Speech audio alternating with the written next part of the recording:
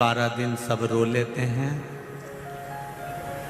12 दिन पूरे होते हैं, फिर सब आलू चना की सब्जी और पूड़ी, रायता, नुक्ती, सेव, कहीं कहीं पे गुलाब जामुन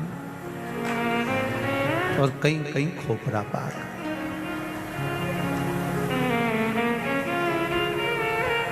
और मरे में भी चैन नहीं है इनको।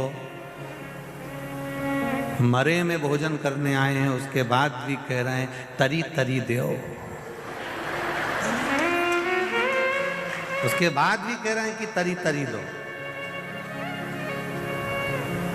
अरे ओ भेरू, अरे जरा विचार तो कर, वो मर गया बेचारा, सारे घर में गम,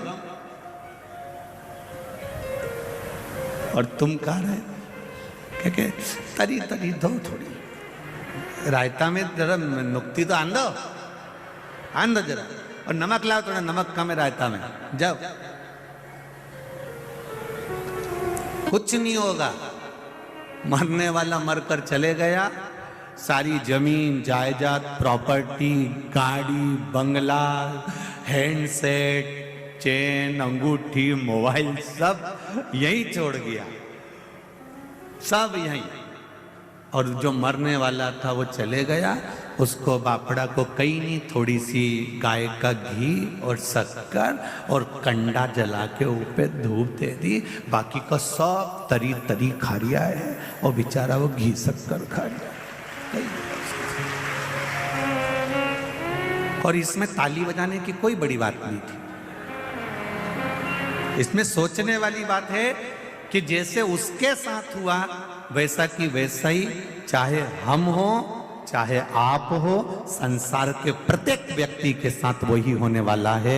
इसलिए जीते जी राम का नाम ले लो, जीते जी भगवान का भजन कर लो, जीते जी शिव मंदिर चले जाओ, जीते जी भगवत स्मरण करो। मरने के बाद का कोई प्रमाण नहीं है, आप जीते जी करो।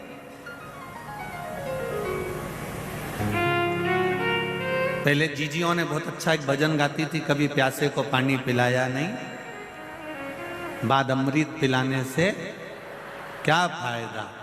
आगे क्या है इसमें, कभी गिरते हुए को, हाँ, बाद में आंसू बहाने से क्या फायदा। मैं तो मंदिर गई, देवालय गई, और पूजा करते करते मुझे ख्याल आ गया, कभी माँ बाप की सेवा करी ही नहीं, फिर पूजा कराने से क्या फायदा। ये शरीर दिया है परमात्मा ने, बड़ा सोच समझ कर दिया है। इस शरीर का सदुपयोग परमात्मा की भक्ति में होना चाहिए।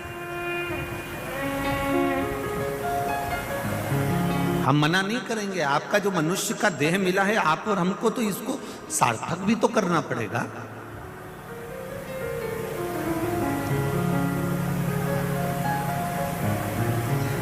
अगर ये मनुष्य का देह सार्थक नहीं हुआ, मानव का शरीर सार्थक नहीं हुआ, मानव का शरीर अगर सार्थकता की ओर नहीं गया तो जीवन बेकार। करो नौकरी, खूब दिल से करो, पर एक नौकरी मेरे परमात्मा की भी करी, एक नौकरी मेरे भगवान की भी करी। जब परमात्मा की नौकरी करोगे, और जो तुमने गवर्नमेंट की या प्राइवेट जो भी नौकरी करी है उसमें एक अंतर है। जो प्राइवेट नौकरी या सरकारी नौकरी या नौकरी या धंधा जो तुमने करा, वो सब अपने पत्नी, अपने बच्चों और अपने परिवार के लिए करा। जो दुकान पर बैठकर कमाते हो, क्या तुम पूरा की पूरा जो तुमने कमाया अपने ऊपर खर्च कर लेते हो? बोलो जरा, होता है ऐसा?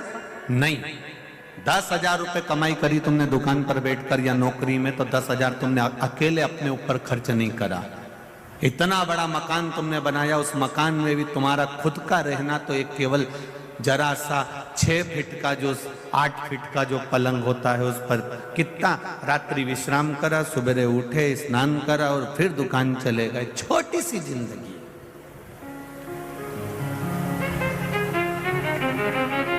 जितना कमाया तुमने उतना परिवार के लिए कमाया।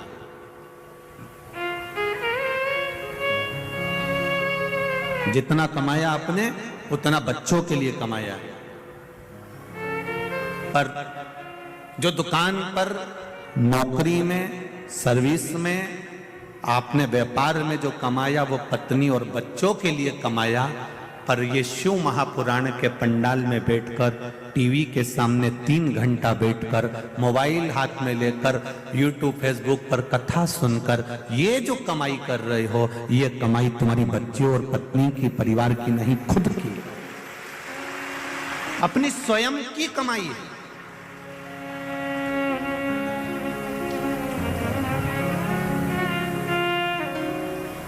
विधायक संजय भैया मित्र मंडली कथा करा रही है और वो मित्र मंडली ने कथा कराई है, तो वो कथा अगर उन्होंने कराई है तो उस कथा का फल यही है कि अपने जीते जी अपनी जो कमाई हुई, अर्थात भगवत भजन की कमाई, राम नाम, कृष्ण नाम की कमाई, शिव नाम की कमाई, भगवत स्मरण की कमाई।